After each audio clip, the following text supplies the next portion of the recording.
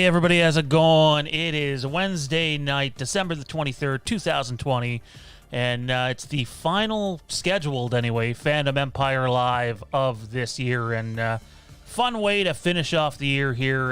We're joined by the, let's see if I got this right, the writer and director of the Black Christmas fan film, or Black Christmas sequel fan film, It's Me, Billy. How's it going, Dave? It's going well. The co-director, co-writer, and co-producer. We'd be remiss if we didn't include Bruce in that. He's just as important as me. So, but yes, I mean, for all intents and purposes, you're correct. So, how's it going, man? You've shot the film now. You're in the editing process. Yep. Tomorrow's a big day for you guys. It's there's got to be some level of even nerves or excitement heading into the holiday season. Yeah, we are excited. You know, I mean, it was the whole year has been very surreal and in some ways just sort of serendipitous, I guess. It's things worked out really well in terms of our campaign, the money we were able to raise, gathering the right people for the crew, getting snow when we needed it. The shoot, went well. It was a great time. Learned a lot, had a lot of fun, made new friends, new connections, and we are very excited about what we were able to achieve. And again, I got to say, I can't say enough about the crew and about everybody that was involved. You can have the best piano in the world. You can have the most expensive guitar in the world. You can have, the best, whatever in the world. But if you don't know how to play it, if you don't have somebody talented that knows how to play it, then it's going to sound like shit. It doesn't matter if it's the greatest piano of all time. You put me behind there on a piano, and I don't know how to fucking play the piano. It doesn't matter. So, yes, we were able, obviously, working in the industry and the connections we have and the budget that we had, we were able to shoot a real movie. But at the same time, you're only as good as your team, and you're only as good as the people you surround yourself with. And I can't stress enough how proud I am of everybody that was involved, right down to our PA, and everybody worked really, really hard to create what you're about to see tomorrow. And in terms of our first look at the teaser trailer. So it's we're thrilled. It's been 3 weeks because we are in the process of assembling it together, the movie. The assembly edit is happening right now, and we were simultaneously doing that as well as assembling the teaser trailer. So I'm really looking forward to this next, couple of weeks where it's going to be sort of light because I'm exhausted. I'm absolutely exhausted. So, but we're excited. No, I don't know if I'm nervous. I would say that I'm just excited to finally get it out there and for people to see it. I just sent you a message over Messenger, Dave. I know we briefly touched on it last night, but I don't want to go blurting my mouth off if I shouldn't do it. Sure. Let's. Here we go. I'm going to read this. Are we allowed to take naked pictures of ourselves and post them online? Yeah, I mean, if you want to, Sean, I mean, we can definitely do that. I mean, I'm totally down. No, no, I will say this about, there are certain people that obviously that have seen the teaser already. There are certain individuals that I chose to have a look at it. It wasn't arbitrarily done. There are calculated reasons for it. And anybody in the business knows why and what's that, that's all about. Sean was one. I chose Sean to have a look at it. And we can sort of, talk about it a little bit, nothing spoilery in what you saw, but in terms of maybe how you felt when you saw it or what you thought, you can certainly give your thoughts, but any details of imagery, I want to remain sort of on the down low until 9 a.m. tomorrow morning. So, but But yeah, I wanted you to have a look at it because I like the work that you're doing over here, and you've been good to me and to my channel, and I know you've got your own film that you're trying to put together, and making movies is tough, and it's not easy, and it doesn't matter what level you're working at. It's tough. It's a team effort. So my hat goes off to you. I mean, it's certainly not easy. I was honored to be chosen to have a look at it, and to keep it short, man, I was completely blown away. Like, I know you and Bruce obviously have a background in the industry, and it ultimately it doesn't matter, kind of like what you were saying earlier, how big your budget is or what equipment you have if you don't know how to use it.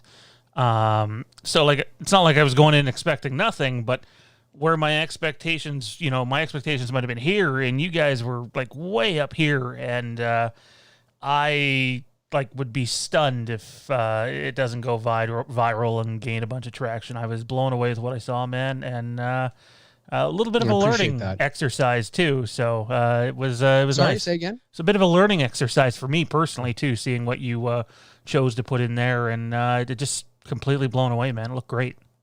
I appreciate that, Sean. What you want. I mean, we knew that we wanted to release something at Christmas time because we knew that we weren't going to be able to release the movie because we just shot it a month ago, and it wouldn't be ready. But Bruce and I, and we knew this 3 or 4 months before we even shot the movie. I mean, we knew this when we were in the middle of the Indiegogo campaign. If we had the opportunity, COVID pending, to shoot the movie at the end of November, we knew we weren't going to be ready for Christmas this year. But we knew that we should release something, and we wanted to release a teaser. And there were several ideas we had of what that teaser would be. The teaser that you saw, the teaser that will be released tomorrow morning at 9 a.m., was not the only idea on the table. We had several ideas of how the teaser would be, and ultimately we chose the one that we did because we felt that it is the epitome of what a teaser is, and there's a payoff at the end, and a tease is supposed to give you, in essence, a sense of what you can expect. And then we will obviously release an official trailer next year, and it's a short film. I mean, people keep asking me how long is it going to be. It's still in post-production. Obviously, we're still assembling it. I don't know. It's a 23.5-page script, so you're looking at probably about maybe 25 minutes, maybe 30 minutes, could be. I don't think it would be any longer than that. That would be really milking stuff and unnecessarily. But you're probably around 25 to 30 minutes or so. So it's a short film. So there's only so much material you have to put in a trailer without giving the whole movie away. But I do think there's still a lot more we haven't shown. And I think there is enough material to make a trailer and still keep it sort of ambiguous. So we had the micro teaser, we have the teaser, and then there will be an official trailer as well. But we're very excited about. I knew this was the one. And again, I'm like, I always say this. I realize I'm the guy that made the movie. So take it with a grain of salt. I mean, obviously I'm supposed to be talking highly of, my film, but I knew this was the teaser that we should release when it was still being edited and our DP was doing a lot of the color grading. He wanted to do a pass over it. And when at the end, and the end, when at the end, I myself, I knew what was going to happen, and I got goosebumps. And I think that's when I knew that, yeah, this is it, because I'm thinking about Black Christmas. I'm thinking about the fans. I'm thinking about what this means. And even though it's unofficial, it's not an official sequel. We've taken it and approached this project as if it is. We've done everything we can, the mindset we've had, the people we've gotten involved, the level that we've worked at, and to see that ending note of how it ends, it just makes us feel sort of like, we accomplished that in some ways. So yeah, we're very excited, and I appreciate your kind words. It's hopefully everybody else will feel the same way. Another thing to sort of put into this is I was blown away by it and completely intrigued by what you see on screen. And I've never seen Black Christmas, any of the iterations of them. I've been waiting till this year to watch the original, And so we're going to watch it Christmas night after the little one goes down. And amazing. Well, keep in mind, and I say this with love to the original film, of course. Obviously it's a dated movie. It's a bit of a slow burn. It's not a high octane slasher. It's more of a psychological, nuanced, moody kind of thing. If that's I like it because I like that kind of thing. Certainly one of the criticisms from people today when they watch it for the first time, one of the things is, I didn't really like it. It was kind of slow, or I didn't really like it. And I can understand that. I can look at that objectively. And if you watch it for the first time in this kind of a world, I can certainly see how that might be the case. But I love the mood. I love the atmosphere. I love the environment. And I just think the phone calls are just chilling. They're just absolutely creepy. And in 1974, that would have been completely ridiculous. That would have been frightening as hell. This is before Star 69. This is before, Call Display. This is frightening. I can only imagine what that would have been like, to watch in a movie theater, so hopefully you'll enjoy it.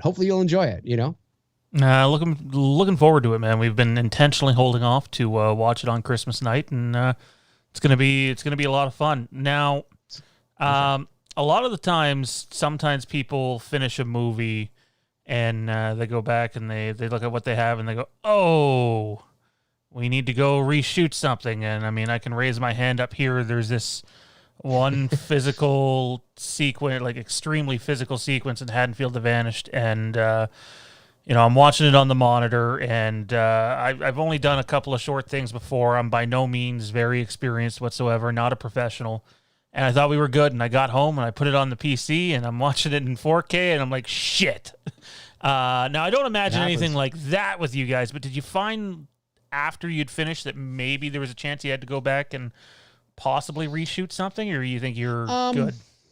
There's a couple of things, looking at the footage, there's a couple of things I can think of that might be nice to haves, but not necessarily necessary. And I think that happens all the time. We knew going in that it was going to be a tight schedule. We knew that the location's 4.5 hours away. We knew at the level we're working at. So it's not like we can just pick up an ARRI camera and go back out there. There's a process, we don't have it. There's a process that happens. So, reshoots are not, and it's not just like you can just go get the camera and go. You have to go get the camera. You got to go get the guy who knows how to work the camera, and then he's got to go get his gaffer and his second AC and his first AC, and it's a whole thing. It would cost us money, probably probably maybe even between, and then of course you have to rent out the location again.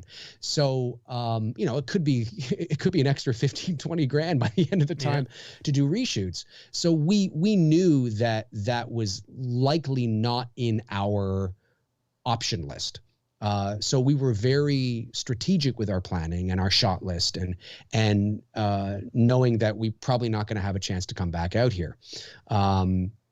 Now, if it's something that doesn't require the location, if it's something that's a close-up of something or just an insert shot or something, that's something we may be able to do down at White's.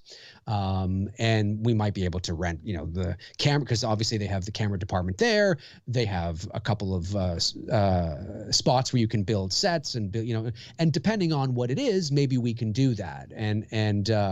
But anything beyond that, in terms of like scenes, like at the dinner table or at the wherever, that would have to be done back out there, and that's not an option. So there's a few things that I've noticed that I'm like, that'd be kind of nice to have that. Oh, well, okay.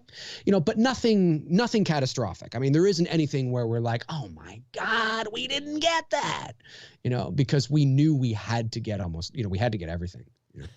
But I know the feeling you're talking about, though. We basically had a meeting after the first night. We were out in a little town just south of Lindsay, Ontario, and we were right at like our restriction limit for how many people we could have there, and even the people that rented us the property expressed some concern, but we were able to do it. But after the first night, it's like, and this is on me. I realized that, okay, we've packed too much into one weekend, and we're definitely going to have to re-rent the location. We knew it wasn't going to happen again before Christmas. So now it's just sort of, we're in a standstill.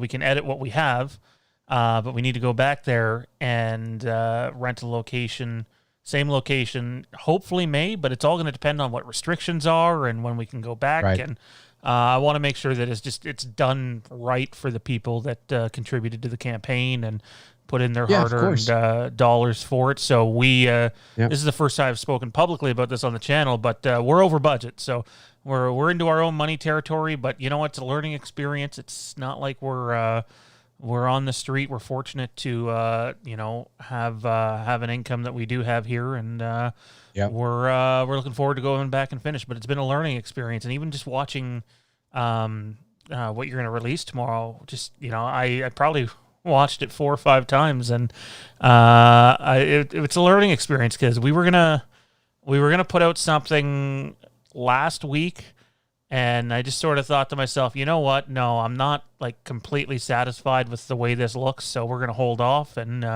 we're hoping come New Year's Eve we're gonna drop something for everybody out there that contributed to the campaign, and so. Look, it's the best way to do it, and to take your time and to really be happy with what you put out there, because you only have one time to make that first impression.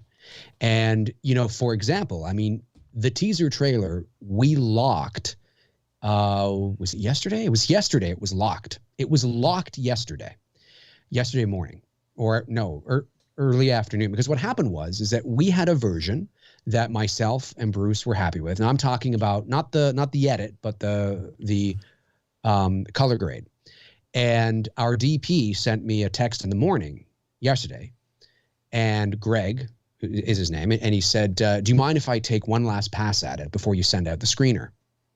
And I said, sure. And I'm like, is everything okay? I mean, he says, oh yeah, it's fine. He says, it looks good. I just want to just make that pop a little more. I think that's a little bit, and I was like, okay. I said, can you get it back to me by noon? Like, can you do that now? Or because he's also in the middle of helping to color grade a feature that he worked on last year. So he's in the middle of doing that. So I said, are you doing that today, or do you have time to do this? He says, no, I can do it right now. So because we're editing on the same, we're using the same software. I'm editing on DaVinci Resolve, and he is as well. So we just shared the project files back and forth. So I sent him the project file. He opens it up in his side of things, and he can see it. He can see what I've done. And he liked it. He thought it was fine. It was great. But he just wanted it just a little bit, and I was like, okay. It's like, I'm okay with that. Cause you want your DP to be happy too, because it's his work that's being put out there as well. So, he did. And he finessed a couple things. About 90 minutes later, he sent me back the project file. I opened it up and I was like, oh yeah, this does look better. And it's not like if we had released what we had before that, it would have been bad. I mean, you wouldn't have known the difference. It still would have looked good, but it was just something he wanted to do, just to finesse this, just do a little bit of that, a little bit of this. And he did. And it looks even better. So, and that happened like an hour before that screener went out. So it's the kind of thing where, it's not unprecedented for this kind of stuff to be like going right to the wire, and so if you're not happy with it, if you're like, yeah, it's fine, but you need to be, it's like the old thing where you're in the store, right? And you're looking for something to buy, or you see something like, oh yeah, and you're trying on a pair of boots, and you need boots, you want boots, you kind of like the boots, but you're in your mind, you can feel yourself sort of trying to convince yourself you like them more than you really do, because you need the boots and you want the boots, but you're not, and then it takes usually your friend or your wife or like, your girlfriend to be like, admit it, you don't like them. And it's like, yeah, you're right. Because if I did, I'd be like, great, let's get them, and I would take them up to the counter and away you go. Cause we've all done it. We've all we've all bought something, whether it's shoes, shirt, whatever, it doesn't even enter our head whether we like it or not, or we just buy it, and it's the same kind of thing. And that's happened to me too. It's happened to me where there's been stuff, where you're editing and you're like, oh, yeah, I guess it's okay. But to be able to compete, you want to be really happy with it. It's got to be, it can't just be okay. It's got to be great, and you got to feel it's great, and you have to believe in it and believe that it is great. because if you don't, if you're not confident about it, it'll be an eyesore every time somebody comments on it, every time looks at it. You'll be like, oh, well, so I think you made the right call, and take your time with it.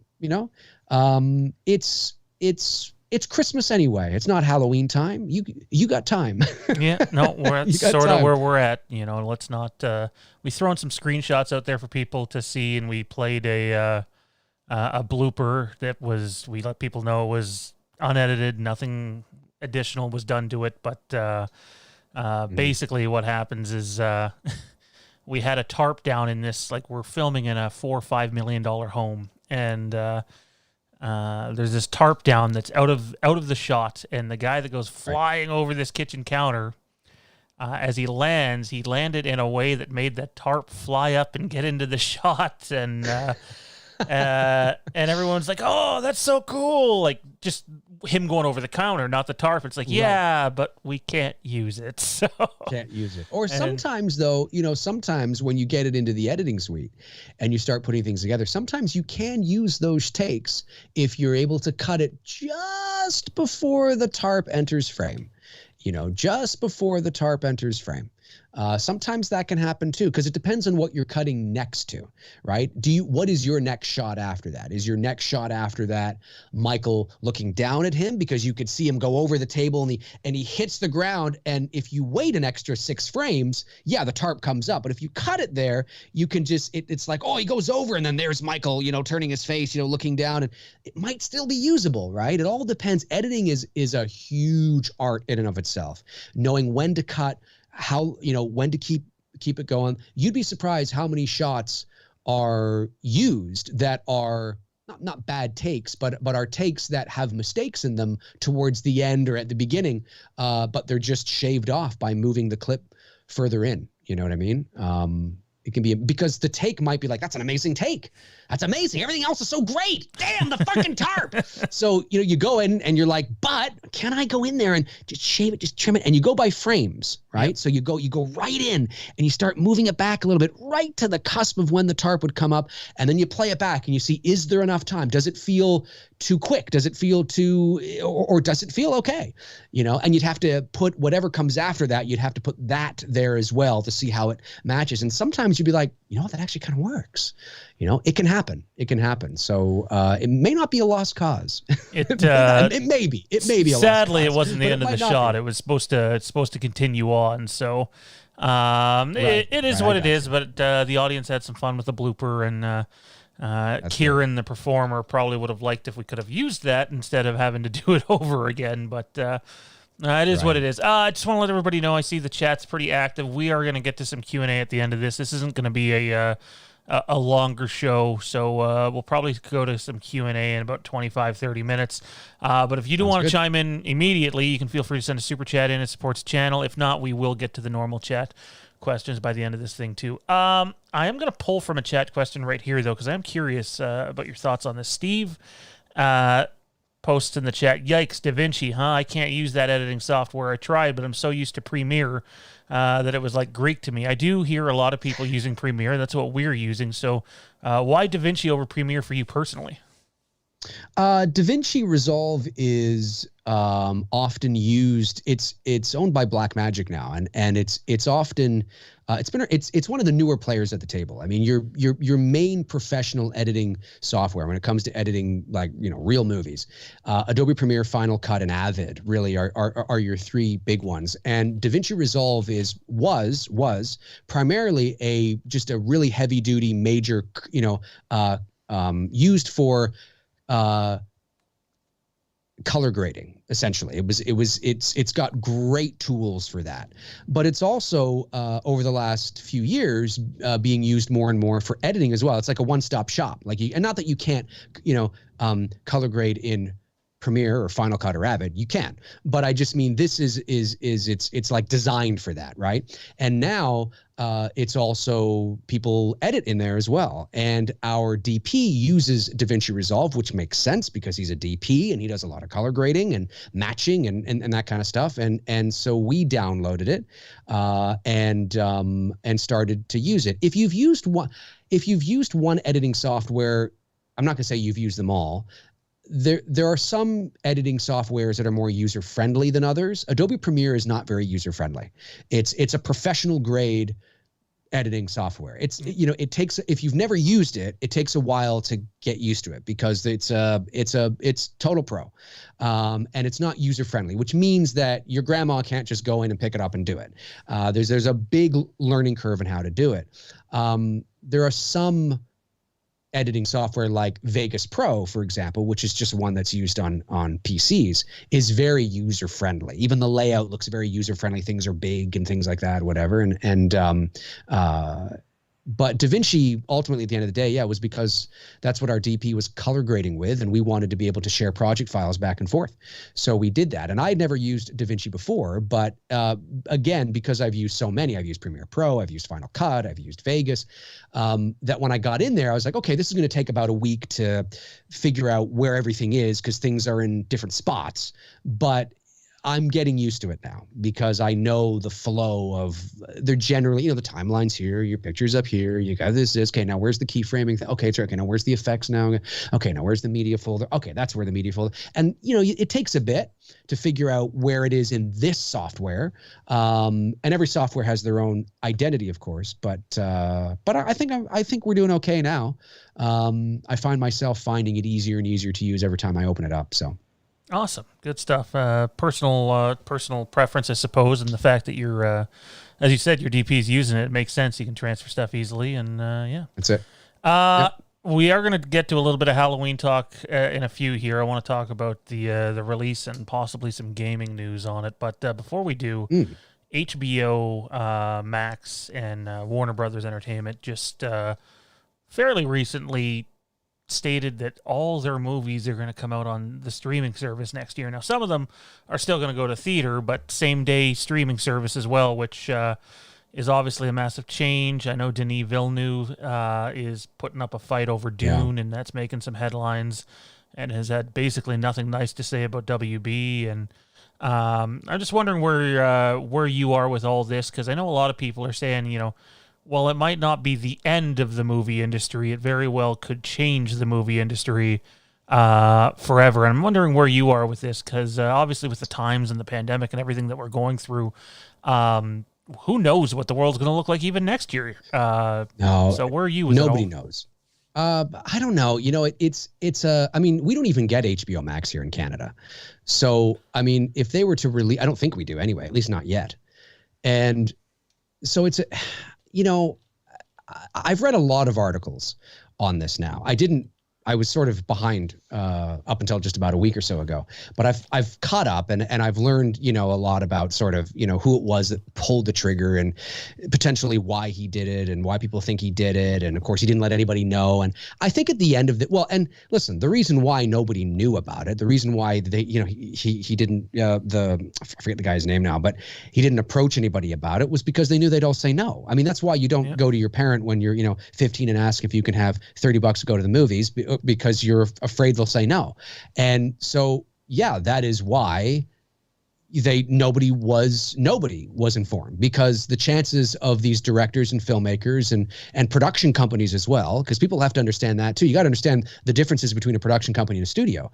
And they didn't inform anybody, and they just kind of did it, and everybody's pissed off. And in a lot of ways, and again, I know it's a different world. It's a whole different, the multi-billions of dollars they're working with. It's insane. But I'm a firm believer that big part of being a professional is communication. And, maybe if you had approached it and talked about it and worked something out, maybe you wouldn't have gotten what you wanted, but maybe there would have been a happy medium. Maybe Villeneuve and Nolan and everybody would have been like, well, no, I don't really want to do that, guys. Our movie's got to be in the theaters, but what about this? Is there something we can do here that maybe you come to a compromise, right? Maybe there's something that you kind of find a happy medium. But once you go over everybody's head and don't even bring everybody in, it tells them, we don't give a fuck about you. You make our movies, but we don't give a fuck what you think. We don't give a fuck what you think. We don't give a shit. You're fucking shit. That's what we don't care. And that's why we're not telling you. And that can piss a lot of people off, because it's not the studio executives that are making the movies. I don't know. Most people at the top there don't know fuck all about how to make a movie. It's the creative types. It's the Nolans and the Villeneuves and the hardworking filmmakers that are making these films. And yeah, I get it. I'd be pissed too. If It's Me, Billy was a major feature and I was promised it was going to get a theatrical, release, and I was going to get maybe a percentage of the box office or something like that, whatever. I'd be like, why didn't you fucking, I'll tell you why, because they knew we'd say no. So there's that side of it. It's frustrating, and I get it. I can imagine what that would be like.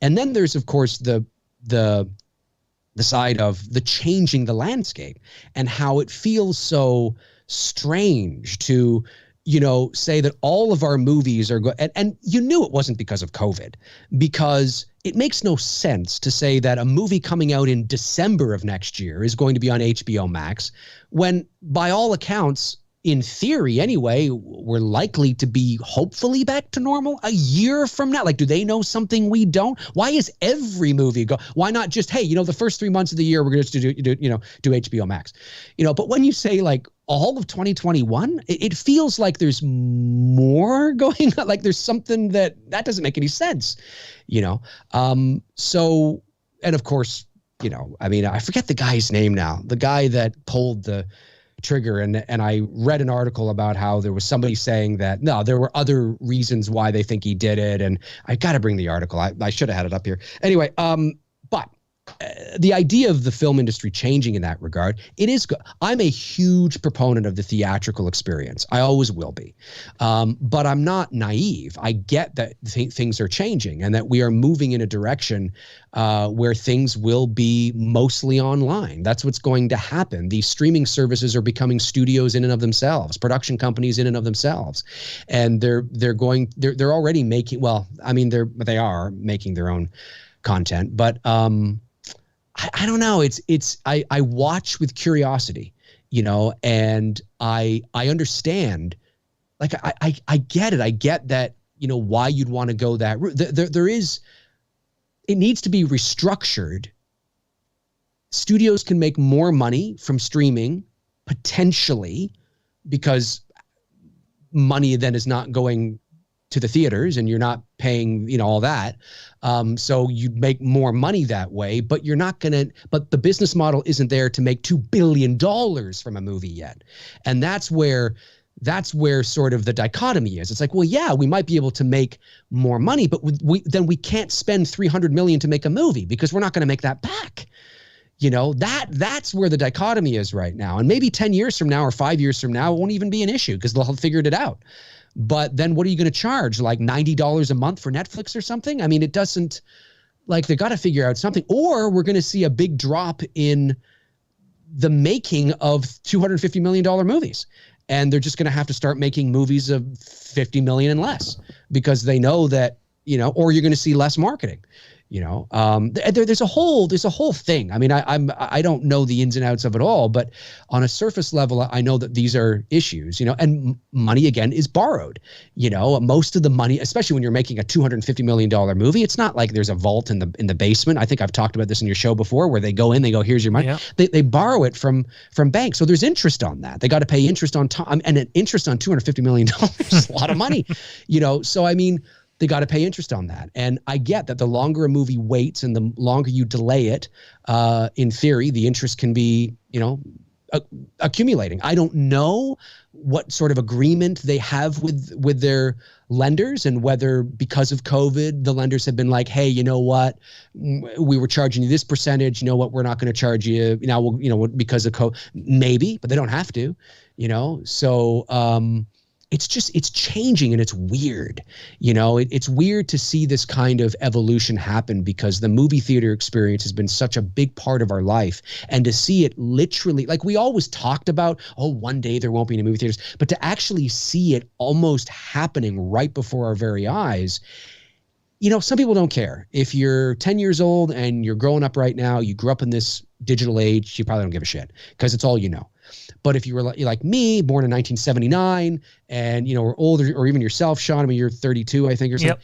I mean, to see this happening is strange. It's weird, and you can intellectualize, you can understand. Well, I know we're moving in that direction, but it just feels so like, really, do we have to, can't we, it feels, and I don't want to sound conspiratorial, but it feels like there should be more of a natural transition. This feels very like it's planned, like it's like, oh my God, and cut and stop and move and shift and it's like, what do we do? Hey, whoa, hang on a second. We could go back to normal, aren't we? Are we not? There's something they know we do. Holy shit! Like, calm the fuck down. Like, I know you got money, but you need this, and it feels just very sort of like, no, that's it, it's over. Fuck it, it's over. That's it, done. Theater's dead, done, gone. Let's go streaming. Let's go. It feels like. It feels strange. It just feels strange. And I'm not saying there is a conspiracy there, but it feels weird. It feels like there almost should be more of a natural thing. Just, I don't know. I'm rambling, but that's how I feel about it. It's a very interesting time to see how this business of shifting everything away from the theater is going to play out, because the bottom line is, if they can figure out how to make $2 billion off of streaming and it doesn't affect the consumer that much, it's going to happen like that.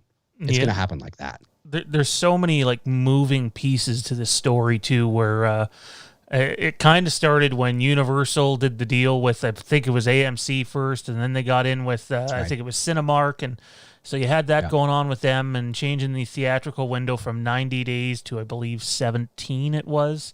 Something like that, and then you have Lucasfilm introducing the stagecraft, putting more of a just more responsibility on pre-production and less on post-production, so that instead of using a green screen, you're actually really close to seeing what the audience is seeing when you're acting in front of it. And they started off with one of them. Now I think there's 5 or 6 of them, or there's going to be 5 or 6 of them. And just the world's changing, and I don't know what's going to happen. I remember reading this article that dated back to an interview with Steven Spielberg and George Lucas from, I think it was 2011. And they said back then, so that's almost a decade ago, that they predicted anyways that cinema would get to a point that when you're going to see a movie in theater, you're probably only going to see the big blockbusters in theaters, and the price of a movie ticket won't be twice as much as it is now. It'll be 3 times as much as it is now, almost as if you're going to a concert, because it will be more of an event thing where all your low-budget stuff will be going to this streaming service and that streaming service. And I mean, back then I would have thought they were crazy, but now it's kind of like, maybe they're not so nuts. No. It's a good point. And I guess I always thought too, and there's evidence for this, but I always thought that the movie theater experience wouldn't go away. And it may still not. I mean, let's be honest here. Movie theaters may still not go away completely. My thought was always that they would have to evolve. They're going to change. And I think that's what Spielberg and Lucas were talking about, is that the theater experience will be there, but it's going to change, especially when VR becomes just a regular thing, and we can watch movies in 3D without 3D glasses, and because that's technology that's coming down the pipe. And the theater experience would evolve and change. And they're right. Maybe you don't go to the theater to see Marriage Story. Maybe you don't go to the theater to see Coming to America 2, because there's no need.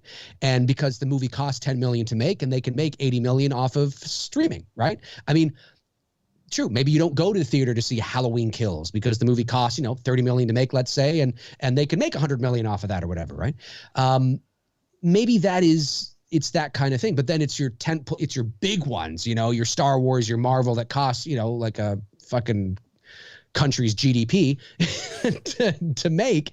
Maybe those are the ones that you go to. I agree with that outlook and that theory. And I think and because it feels very evolutionary. It feels there's just a natural process that this sort of happens.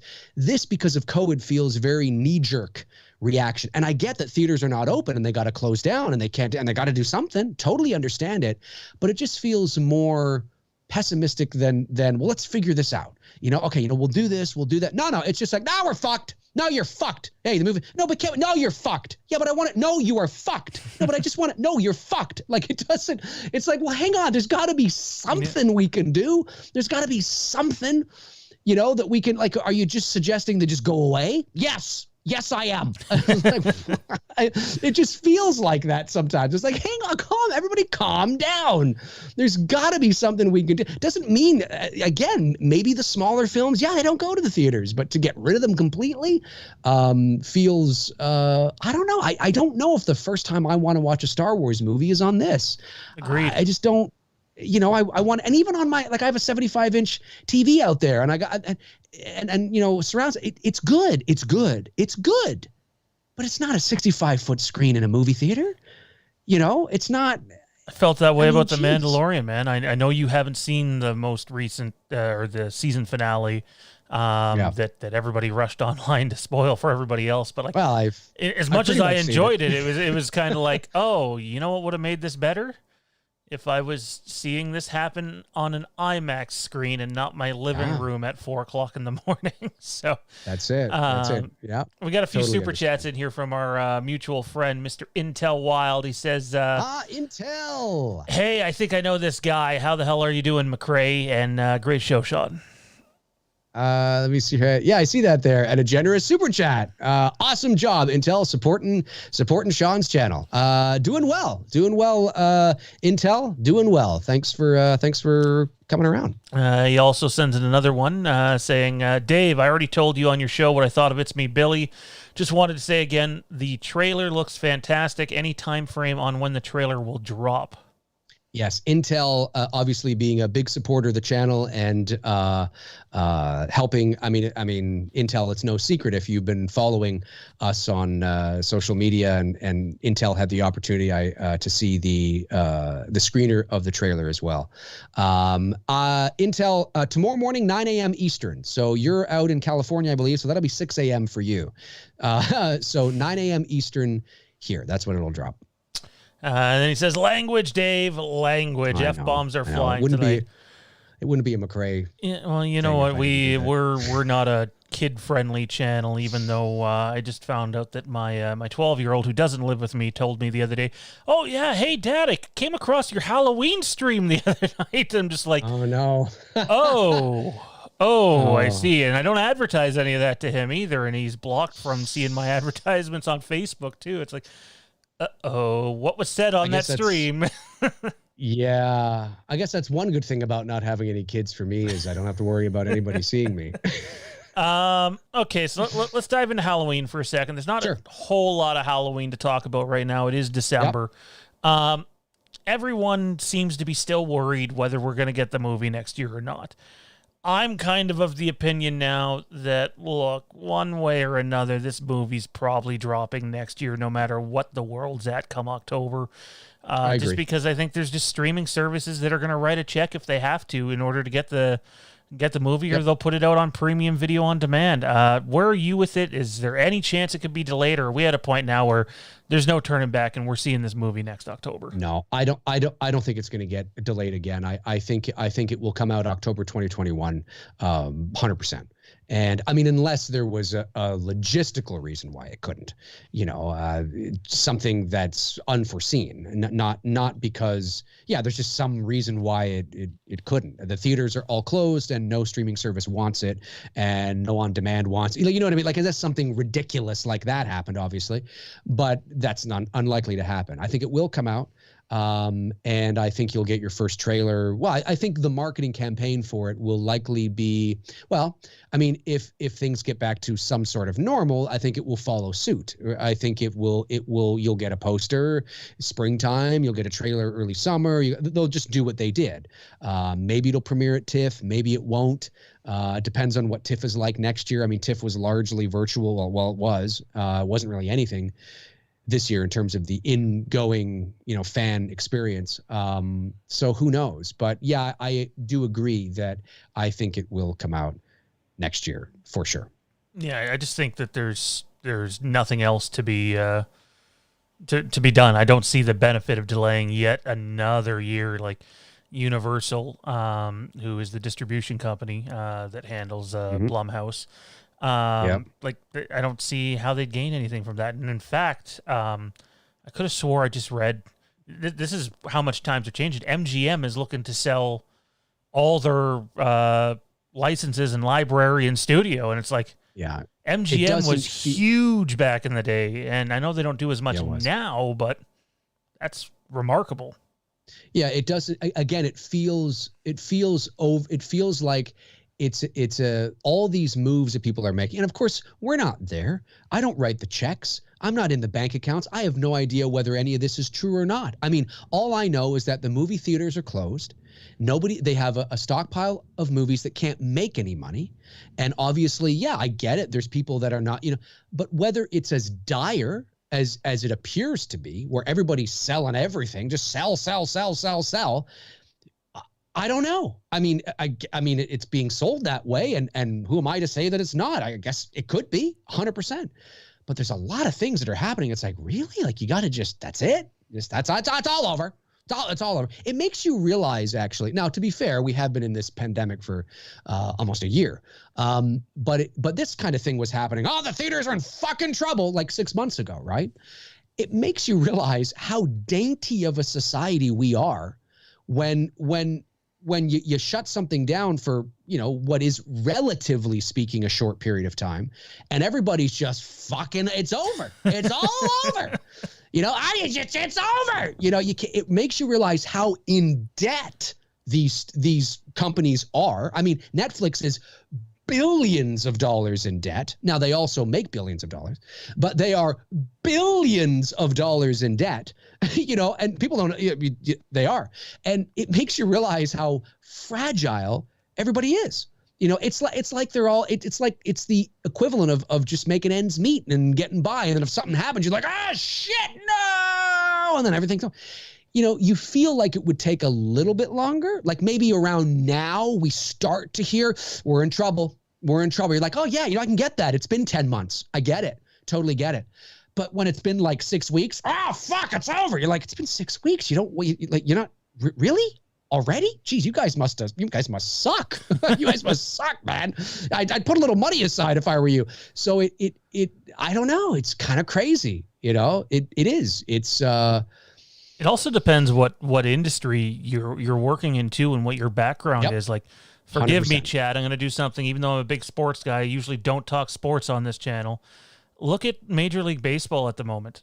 Normally, the Toronto Blue Jays are a team that penny pinches, and right now they're in the media about going for all these big-ticket free agents, and one of the reasons they can do that is they're owned by Rogers Media, who during this time, guess what, is not losing money. If anything, they have benefited from what has gone on this year, where 90% of the 100%. Other owners in baseball, not all of them, but 90% of them are bleeding money because they're not in those industries. That's right. So, it's a great point. It's industry specific, jobs, absolutely. There are jobs out there, industries, and professions where, even taking a week off is detrimental. And certainly, again, 100%. But when I guess there's this, and it's not, I know the companies are in debt and they lend and they give and they sell, of course, and a lot of them are publicly traded companies too.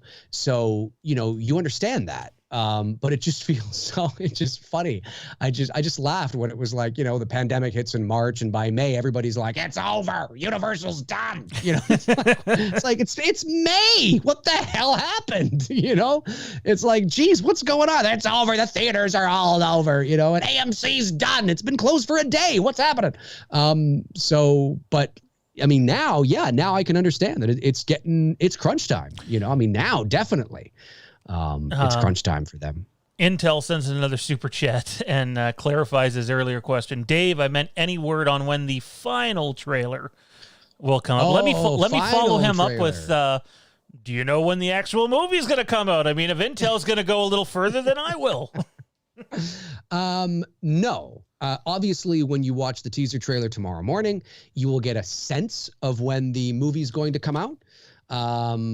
The trailer would be, before that, obviously. I don't know. We're still several months away at the very least from an official trailer. All right. Well, there you have it. A little more Halloween news before we go to Q&A here in the chat. Rumor, not news. We did a little video the other day on a possible Halloween game coming. We had Jimmy Champagne on this channel several times, but I think it was his first or second appearance on the channel in the summer, and he heard the same thing that we did, that Gun Media, that did the Friday the 13th game, was in talks with Blumhouse and Trancas and company about developing a low-budget Halloween game in the same vein of Friday the 13th. And then it just sort of, everything went silent. And I mean, obviously, it's hard to invest money in projects with what's going on in the world right now. 100%. But then Kane Hodder comes out the other day and says, yeah, I'm actually making a game with Gun Media of another horror movie franchise. So it's kind of hard. And when I reached out to a few people that I know in the industry, basically, for the most part, I got told we have no idea. And then one person was pretty adamant, well, if you tie up all the loose ends, it does seem like it would be the Halloween game with 2 movies on the way. And what other franchise would be big enough to have a game right now that's still in, the pop culture conscious right now in terms of popularity that could generate money? It's not another Friday the 13th game. That's out because there's still a lawsuit going on. They can't even release their extra content they had. And I don't think you're a big gamer guy. I know you've told me before you play here and there. That's kind of where I am now too. Yeah. And then I know there's people that go, well, why would Kane Hodder be Michael Myers? It's like, well, Kane Hodder has talked about wanting to play Michael Myers a lot. But the other thing could be maybe the working relationship between him and Gun Media went really, really well when he did Friday the 13th, because he did do that game. That why not use him again for another one? I don't know. It's pure rumor at this point. My question for you, though, is if the Halloween game comes out in the vein of the Friday the 13th game, is that something you could see yourself getting? And do you think Kane Hodder would make an okay Michael Myers for a video game? I wouldn't be my first choice, Kane Hodder. But it would depend on, I mean, it's a video game, so it'd be mocap, and he would, I don't know. I mean, it would depend on what the video game version of him as Michael looked like, right? It might be completely irrelevant. Maybe like, oh yeah, just okay, fine. Because it's not Kane Hodder. It's not like it's a live action thing. So, who knows? It wouldn't be my first choice, but that is interesting. I didn't know that. Yes, I would play it. Definitely, 100%. My only concern is with these video games is that, what's the story, and it's fun because I want long-term, like, I found that with the Friday the 13th game, like when I played it for a few days, like I've played it, and it's sort of like, you're Jason, you're and it's cool. It's cool because we've never seen something like that before with this level of kind of look, right? And I get it, but I don't know if there's long-term appeal there.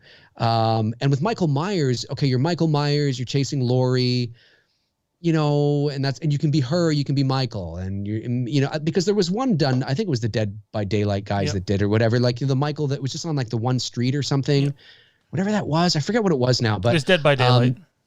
Yeah, and it was cool, right? It was cool, but it's got a limit. Like you can't go anywhere. It's not a story really. It's just cool, right? Because we've never seen it, we've never had it. And obviously a Halloween video game doesn't have the mass appeal like a, Grand Theft Auto or NHL hockey or something like that. But I've said this on my channel, I always think that it would be great to see a game that if you're going to go in, you go all in. And the Akkads they just go all in, and they make a game where all the characters now, see, the thing is, of course, you'd have to, there's likenesses obviously. And there, if it looks too much like Jamie Lee Curtis, then, you gotta pay her, and you probably have to pay her anyway.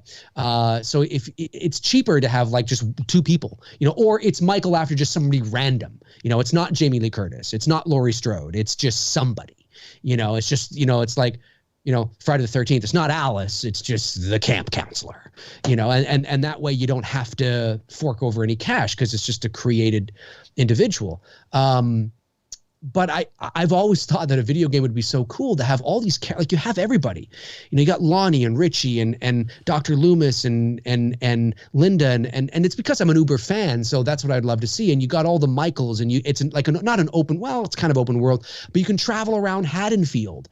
You can go to the school, you can go to the graveyard, you can go to the Myers house, the Doyle house, the hospital. You can go into the hospital. And like go all out, like just do it. If you're gonna do it, do it. Don't create another Dead by Daylight thing where it's just, oh, it's the street and it's the girl being chased by Michael and it's fun for half an hour and then that's kind of it. You've played it already and maybe you play it again because it's cool, but it doesn't have any long-term appeal. If you're playing it in March, you're not playing it in May, because there's nothing to keep you going. There's no incentives.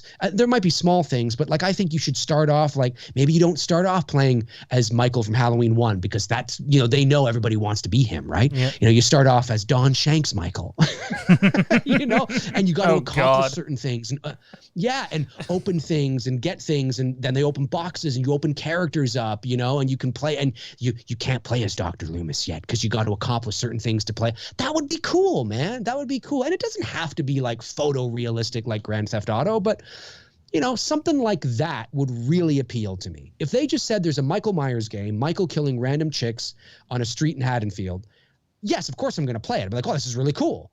But I don't know if it's got the long-term appeal. In my opinion. And I think if there's like things you can travel around, you can get in the station wagon and drive down the street and shit. And even if the graphics are just really good, just really good. It doesn't have to be, like I said, like Grand Theft Auto, but I don't know. That's how I feel about a video game. And so when you tell me this news, I'm curious. I don't think they're ever going to do that because I think it would cost way too much money. Way too much money. I don't think. But I would just say that I will always be curious to see a Halloween video game, and if they can do what they did with Dead by Daylight, but more and fine tune the graphics so he kind of looks like Michael. But then again, if he looks too much like Michael, you probably have to play Shatner.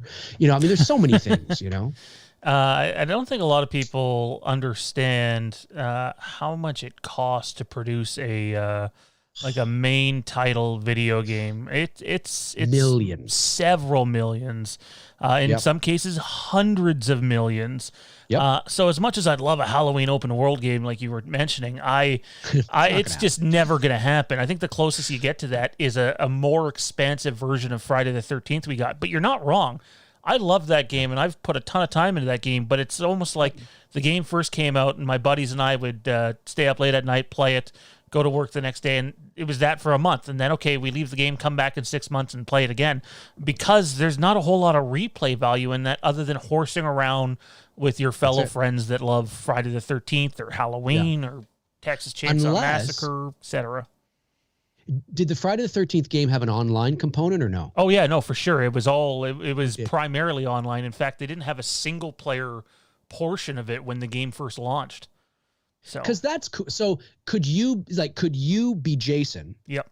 And I get on there and be the person you're chasing? Correct. Yeah. All your buddies could be the people. Do that. Yeah. Because then if you're not going to do open world with Halloween, then you definitely have to do that at minimum with Halloween. With different maps too.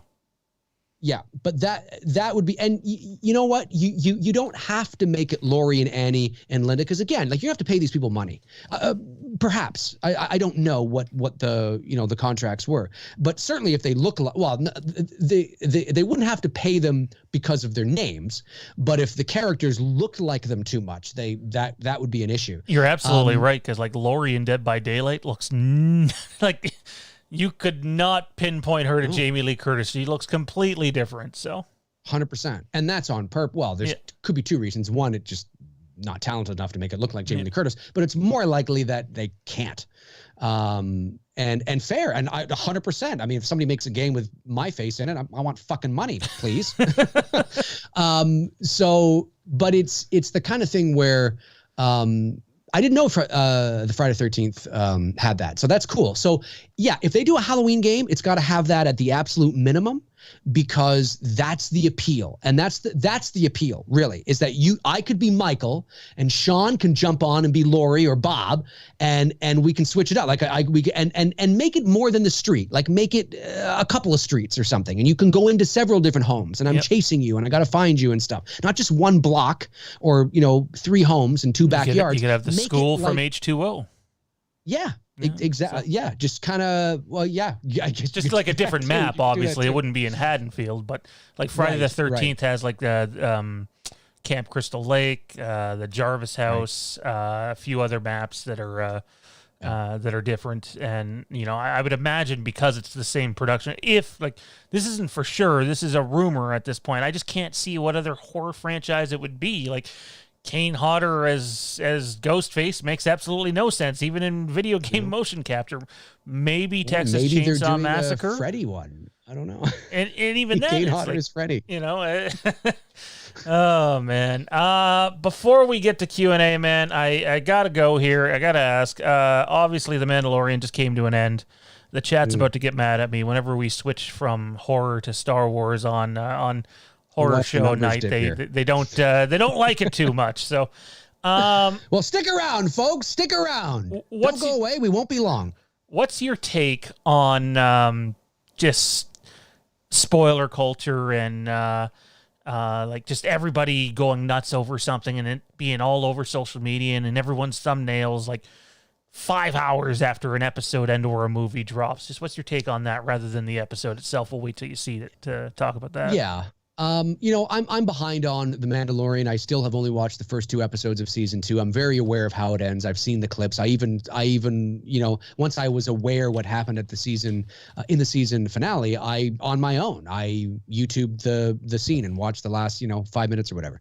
So is it spoiling it for me? Well, I guess in some ways, but I also enjoy the process. And I think it depends on the kind of person you are, because I'm somebody that because I know how the magic is done and I know how now again, and it depends on the spoiler. It's not like I want to know everything. I like not knowing shit too and discovering it through the, through its original intention, through the process of the narrative.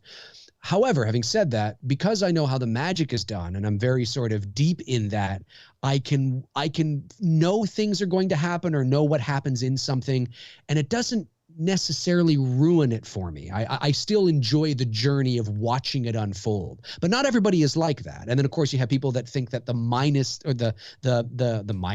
smallest little is a spoiler. Knowing the color of somebody's shoelaces in a movie is a spoiler. I mean, there's degrees and there's a spectrum of people on either side.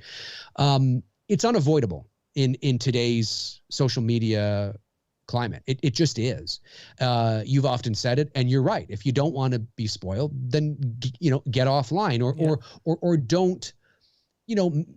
It's hard though, because a lot of people are a part of groups and things like that share that kind of stuff on Twitter and Facebook. It's difficult. I would say that with something like The Mandalorian, this is the season finale of a show that's been going for several weeks of 8 episodes. Yep. If you're like me and you've only watched the first 2 episodes by this time, then too bad, man. Too bad for Dave McRae. I mean, dude, like if we were 2 episodes in and they're spoiling the second episode, well, I get it. That's kind of like, oh, don't do that. Like I'm right there with you, But if I'm so far behind, I don't expect people to not talk about it and not put, that's on me. I'm far behind, and I'm far behind because I was doing what I was doing. Yep. It's on me. So if you want to talk, I mean, maybe you could ask somebody, hey, don't spoil it the day it comes out. Maybe talk about it the next day or something so people have time to watch it. But there is a threshold, and I think it's unrealistic to expect people to wait, because somebody is so far behind. It's a tricky thing. It's a tricky thing, but it is true that if it depends on how serious you are. That's what it comes down to. If you are somebody that absolutely unequivocally does not want to be spoiled, then you have to take that very seriously and not go on social media on the day you know that it's dropping. And do not go on social media. See, this is the problem. People can't do it. They don't have the willpower to do it. They just can't. They're on their phones every fucking day. They're on their phone. the first 5 minutes of the day, they're on their phone. They're a mini computer. Do it. 100%. They can't do it. But if you care that much, about watching it on your own with no spoilers, you will do what you have to do. If that means not being on social media for the day until you can get home from work to watch the episode, you'll do it. You'll do it. The problem is people are addicted and they can't do it. And they're like, well, I'll just go on. Oh, fuck. And that's what happens, and you can't, you can't expect people to keep their trap shut. I think what bothers me are those, it's not the media outlets or the movie websites that bother me when they're like, oh my God, so-and-so's in the ending of the such and such. It's like, well, I get it. I mean, it's, it's the people that go into chat rooms or go into streams, just to do that. That go in and go, well, so-and-so dies, huh, fucker. Like it's that kind of shit that pisses me off, because it's for no other reason than to just, ruin it for everybody. That bothers me. When you see a social media post from an outlet or something, I mean, I get it. It's clicks. Yeah. There's 5 of us that do our Star Wars show on Tuesdays, and so I seen the episode because I watched it before work, the final one, and all I did is go into the chat and be like, if you absolutely want to avoid spoilers, and you should with this one, stay off of social media today till you can see it. And everybody complied, even the guy that got spoiled. And I don't know if he's going to appreciate me telling this story on here, but we told it on our Star Wars show, so I'm going to tell it on here anyway. Okay. He stays off of social media, single dude, so he decides he's going to, go watch some porn. And kid you not, as he's on there, there's is this somebody you know? Someone on our Tuesday show, yeah. And he's like, I think I just got fucking spoiled, man. And I'm like, how? He's like, you're never gonna believe it. Was it a Star Wars porno or something? No, it was just a normal porn site, and someone had posted a picture on there, like, oh my fucking God, Luke Skywalker. And he's like, right. I wasn't even safe watching porn. I'm like, nope, guess not. You really can't do anything online if you want to stay spoiled. Look, the fact of the matter is that there's no truer set, especially today. It's said so much that the novelty has worn off, but it's true. If there's something big, Marvel, DC, Star Wars, those are your 3 big ones. If something major happens and you don't want to be spoiled because it's going to take you a day or a couple of days before you get to see something, obviously to ask somebody to be off social media at all is difficult for a couple of days, but warning, buyer beware, proceed at your own risk. This is the situation. This is the reality of the world we live in, and I think hopefully people know that and understand that. But it's a balance, because I think we also have to understand that, hey, you know what? These sites, they're going to run with it, and I get it. It's the season. Of course, you're going to do that. It's a season finale. It's like something major happening on Cheers, and the next day it's in the fucking TV Guide or something. I mean, this is. It's not. It's just that the TV Guide wasn't accessible every fucking moment of every day. You weren't looking at it, as soon as you got up, it's the ease of access to information. It's there. It's always there. It's there. 7:30 in the morning. There I am. 3:30 in the morning. There I am. 5 o'clock in the morning. There I am. I mean, it's always there. So the chances of you seeing something are just increased astronomically from where they were 35 years ago. I mean, Jesus, you had to go looking for it. You had to search for it. If I wanted to know what happened on Cheers or Elf, I'm dating myself here, or, whatever it was, I mean, I had to go looking for it. I had to look in the TV Guide, or I had to go, and not everybody had a TV Guide attached to their hip that they're looking at 3,000 times a day. So it's there. It's all here. Beware. Hey, something major happened.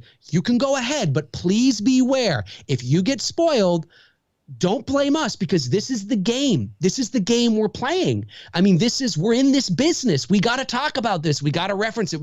And most people do their best. Spoiler warning, I'm going to talk about this. They put it in the headline. They put it in the article. If you don't want to read further, don't read any further because of this. I like that. I like those sites that will have a headline that's suggestive but not spoilery. And then they let you know as you're moving along, okay, if you don't want to know anything further, don't go further. You know what I mean? I like that kind of thing. I think that's a good way to handle it, at least for the first, little bit, But at the end of the day, I mean, it's part of the game. It's part of the game. Speaking of things I'm probably not supposed to say on here on stream, my future mother-in-law said you have a nice voice. I bet you've heard that before. I have heard that many times. Thank you, future mother-in-law. I mean, your future mother-in-law, not my future mother-in-law. As I say, we might have a problem there, Although dude. if she wants to be mine, I mean, she can. As you know, you can if you want. I mean, you know. Let's rifle through this chat quickly here. We got about 10 minutes, and I got a jet. Alrighty. Right, Jay Beach says, I have to ask you, since you're both Canadian, what do you guys think about the show Corner Gas? I know a bunch of people that around me that love it. I've never seen an episode. How about you, Dave? Never watched an episode. The only thing I find funny, but then again, I don't know because I've never watched an episode. I'm aware of it. I know it. I think the lead actor's name is Brett Butt, if I'm not mistaken, or something like that. I have no idea. I think it's Brett Butt. I think so. Hey, Google, who stars in Corner Gas? Pretty sure it's Brett Butt. There are 15 people in the cast of Corner Gas. Here are the first three. Brent Butt, Gabrielle Mills, Brent Butt. Brent Butt, not Brett Butt. Brent Butt. I always think that's funny. I haven't seen it. So I don't know. Look at us representing Canadian filmmakers everywhere. There you go. Julian Bruce says, hey, Dave, do you think you could make another sequel to your Halloween fan film, Halloween, The Night He Came Back? I believe it's home, isn't it? The Night He Came Home? Or is it back? No, it's The Night He Came Back. It is The Night He Came Back. Oh, look at me fucking up. He wants Probably to know what happens next. Yeah, probably not. I mean, that was just something fun that we took it seriously. But we just did it for fun, and it turned into something that was fun. I mean, it was myself and Bruce but we weren't flexing our muscles or using the resources that we have like we did with It's Me Billy. We just were having fun, and then it was a short that turned into kind of this 45-minute movie, and it was fine for what it is. It's fine. Certainly not a professional film, but it was just, that was 4 or 5 years ago now. And we were just having fun because we wanted to just do something related to Michael Myers. And but I don't think, like, now, if I was to do it, I don't know if I want to do it. It's funny. It's not that I would never do a Halloween fan film, but now that I've done It's Me Billy, I can never go back. It's not that I can't go back and shoot a movie on, a DSLR or have fun and shoot small stuff. Of course you can.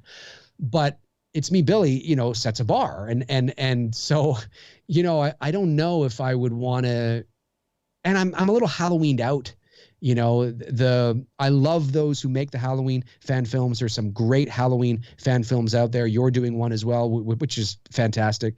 But as I'm sure you know, it's no secret, it's a saturated market. Oh, for sure. There's a ton of Halloween fan films. Nobody is at a loss for Halloween fan films. Some good, some bad, some in between. And that was the reason why we did It's Me Billy, was because I wanted to do something different, so probably not. Jillian, I think, asked that, right? Yeah. Probably not. Tommy Quinn asks, have you heard that David Gordon Green's in talks to direct a new Exorcist? What are your thoughts? I have. I don't know. It'll probably be called The Exorcist. I don't know. I don't know if he's the right guy for it or not. I don't know. I'll have to watch Halloween Kills and Ends. I mean, Halloween was his first horror movie, so I don't know. I don't know why. I don't know what the story is. I don't think David Gordon. I mean, he's a talented guy, but I don't. It's too early yet. Interesting. Okay. Blumhouse having The Exorcist rights. Really? God, they've got everything. Fuck Blumhouse. I don't know. Kieran, who we were speaking about earlier, says, sweet, can James the Cop be in this game? I want likeness rights for me and Intel. So we have a character in our movie named James, who is named after the one and only Intel Wild. So I think it would probably be Intel that gets the likeness rights, Kieran, not you. So, but yeah, I just lost my, Byron Weaver says, do a Halloween 2018 /kill/ends video game, just like The Last of Us Part 2. My response to that would be, back in the day, there was all sorts of movie video games. Like Batman Forever would come out. Batman has one. Phantom Menace, Attack of the Clones, Revenge of the Sith. it's not like that anymore. There are not straight movie to video game port overs hardly ever anymore. So if there is a Halloween game, I can almost guarantee you it's not going to be Halloween Kills, Halloween Ends, all that stuff. No, probably not. They'd probably want, unless there was a market for it, like unless they can see the longevity of making those kinds of games and releasing them, and they all, there's just so much excitement, and we sometimes have to remember that the horror genre in general at large is still a niche genre. It doesn't mean there's not a lot of horror fans, but sometimes when you can get lost in the bubble of horror, you forget that there's a lot of people out there that horror is not the number one. There's a lot of people that love horror for sure, but there's a lot of people that you can ask that it's not in their top genres. It's always been niche-y. I think it should always stay that way. I don't necessarily like the idea of horror movies becoming just, this mainstream so I don't know. I don't know how well these video games would do in relation to their, counterparts, right? Because you can't spend $500 million making a Friday the 13th game. I just don't, I don't know if that's gonna, you know what I mean?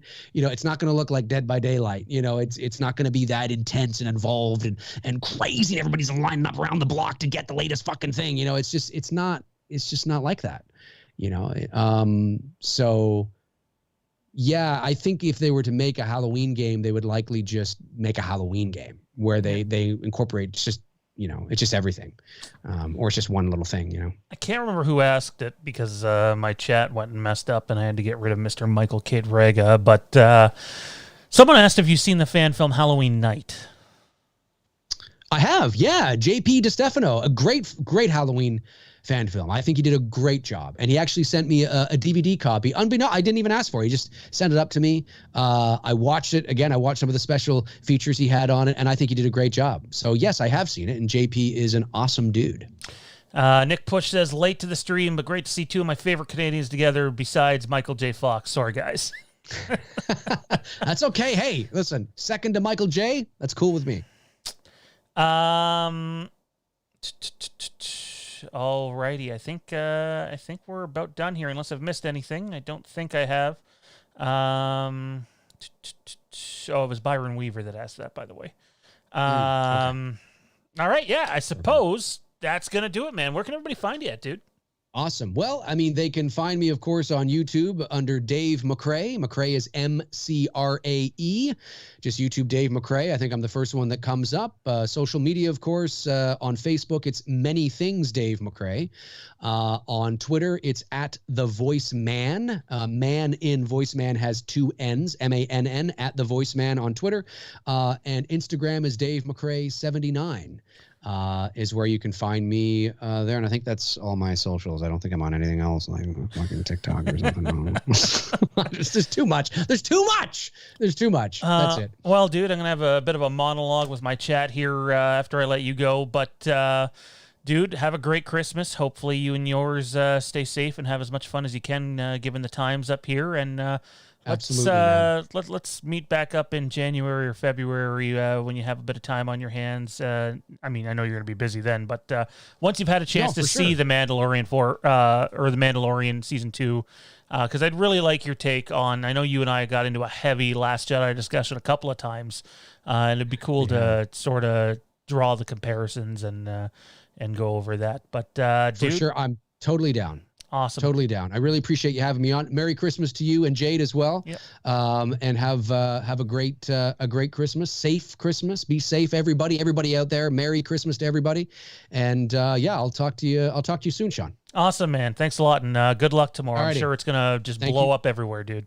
I hope so. All right, thanks, buddy. Take care. Yeah, you too, man. Cheers.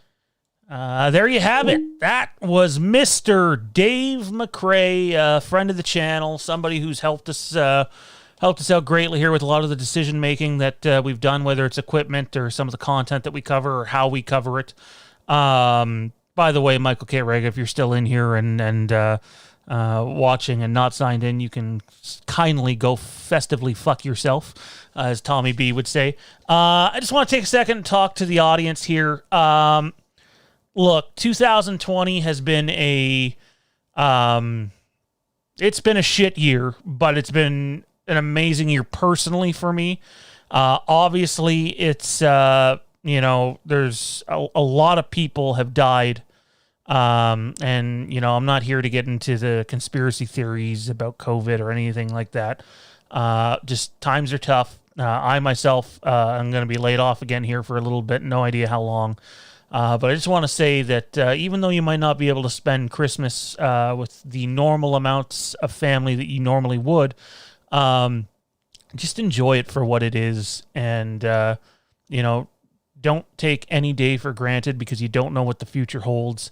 And for this channel personally, for the people that help run it, guys like Tommy B and Kieran and Thaden and Jade and Johnny and to Brianna and Cody, who've had just a tragic year. Our thoughts are still with you.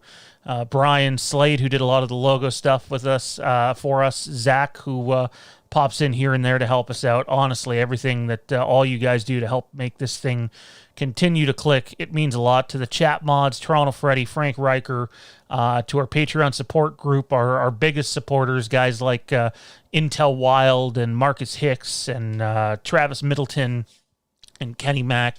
Believe me, all the times that you or anybody else has either donated to the channel or at least, taken some time to share the channel around or talk about the channel elsewhere to help our continued growth. It's appreciated. We are a very small YouTube channel, but we're continuing to grow, and we honestly appreciate everything that you guys do.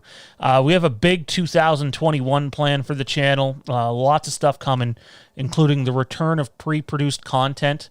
I can tell you heading into the new year, we're going to have at least one Star Wars and one Halloween pre-produced video a week, most weeks.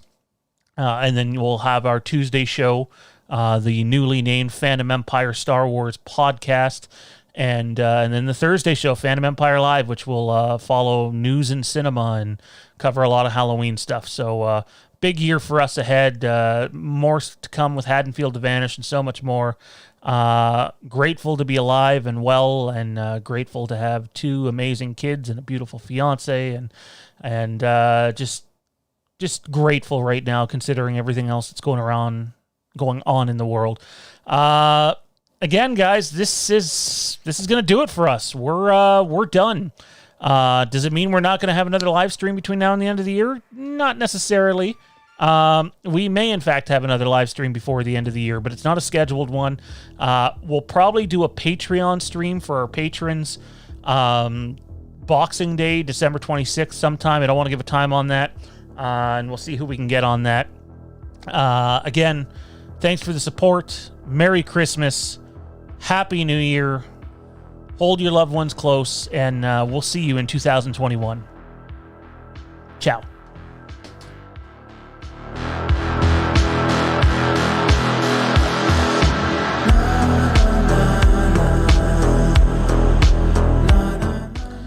Also, hit the fucking like button. There's like 60 of you guys in here watching. Hit the like button. Takes 2 seconds. Helps us out a ton. And if you haven't yet, click the subscribe button and the notification bell. We'll see you in the new year. Be safe. Have fun. Merry Christmas and Happy New Year.